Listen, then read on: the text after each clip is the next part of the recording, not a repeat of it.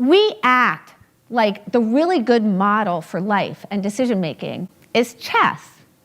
How many times have you heard recently, oh, he's playing three-dimensional chess, right? You don't understand. There's three-dimensional chess. This is sort of the model that we look at as great decision making as chess.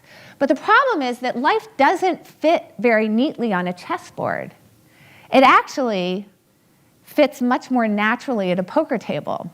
And the reason why is that in life, outcomes and decisions are not actually that tightly correlated.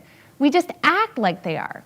So let's think about the Pete Carroll situation, right? If we take a game like chess, there's very little of that second element in there, which is luck, right? So when we think about what determines your outcome in a game of chess, it's mainly the quality of your play.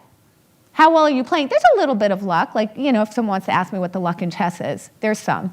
But there's nobody rolling, a dice and then it comes up, a 7 and your bishop comes off the board, right? We don't have that problem.